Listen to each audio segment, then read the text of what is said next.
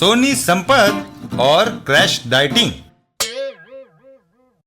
एक दिन घर पर। सोनी, ब्रेकफास्ट दो, भूख लगी है। सब्र से काम लो, अभी लाती हूँ। कल से नाश्ता जल्दी बनाया करो। संपत, तुमने बूट नहीं पहने? पेट मोटा होने के कारण मैं झुककर उन्हें नहीं पहन सकता। तुम्हें डाइटिंग की जरूरत है। मैं ब्रेकफास्ट वापस ले जा रही हूँ। संपत अंदर के कमरे की ओर चल देता है। सर्दियाँ आ गई है, क्या मेरे गर्म कपड़े निकाले हैं? हाँ, वह अलमारी में है। संपत एक कोट निकाल कर पहनता है। यह कोट तुमने पिछले साल सिलवाया था। लेकिन ओह, कोट तंग हो गया है, बटन नहीं लग रहे।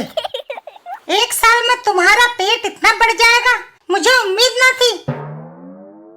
इसका मतलब है कि तुम्हारे सारे गर्म कपड़े छोटे हो गए हैं। हजारों रुपयों का नुकसान होगा। अब क्या करना चाहिए सोनी? सीधी सी बात है, सेंट्रल मार्केट तक रोज दौड़े लगाओ। पेट कम हो जाएगा, कपड़े पूरे आ जाएंगे। ये सुनकर संपत घर से बाहर दौड़ लगा देता है। ठीक है, मैं दौड़ लगाता हूँ। रास्ते में आहा, कहीं से लजीज खाने की खुशबू आ रही है। बंगाली स्वीट्स, 10 भटूरे, 6 समोसे, आधा किलो जलेबियां और एक कड़क चाय। और संपत खाने में जुट जाता है। वाह! खाने के बाद अब वापस घर चलना चाहिए। घर आकर, प्रिय, मैं आज लंच नहीं लूंगा। तुम इतनी क्रैश डाइटिंग करोगे, इसकी मुझे उम्मीद न थी।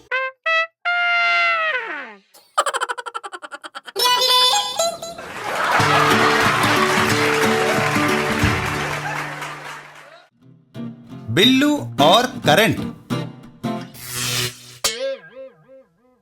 एक दिन बजरंगी उस्ताद। बजरंगी उस्ताद, मुंह क्यों लटकाए बैठे हो? भैंस खो गई है? नहीं ढक्कन, मैंने बिल्लू से 5 रुपए लेने हैं, लेकिन वह कमबख्त हर दफा चकमा देकर निकल जाता है। पहलवान, खुश हो जाओ। बिल्लू को मैंने इधर आते हुए देखा है, उसके हाथ में 10 रुपए का नोट भी है। अच्छा। तभी बिल्लू और गब्दू वहां आते हैं। बिल्लो, सामने देखो, बजरंगी। बजरंगी उन्हें घेर लेता है। चूहे, मेरे 5 रुपए। लेकिन उस्ताद, तुमने मुझे जो अंडे बेचे थे वे सारे सड़े हुए निकले। मुझे उससे कोई सरोकार नहीं। पर मेरे पास 10 का नोट है। पता है, ये लो 5 रुपए और नोट इधर खिसकाओ। बिल्लू नोट बजरंगी की ओर बढ़ा देता है। ये रहा 10 का नोट। तभी एक तेज हवा का झोंका आता है। ओह, हवा का झोंका! नोट उड़ गया। बजरंगी नोट के पीछे दौड़ता है। मेरा 10 का नोट! नोट जाकर एक बॉक्स में घुस जाता है। बजरंगी, उसे मत छेड़ना, उसमें 440 वोल्ट का करंट है।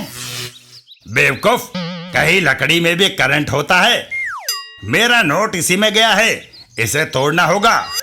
बजरंगी एक बार से बॉक्स के टुकड़े कर देता है और उसके अंदर से ढेरों मधुमक्खियां निकलकर बजरंगी के चिपट जाती हैं। थोड़ी देर में सहकारी मधुमक्खी पालन केंद्र। 440 वोल्ट करंट से मेरा यही तात्पर्य था। है?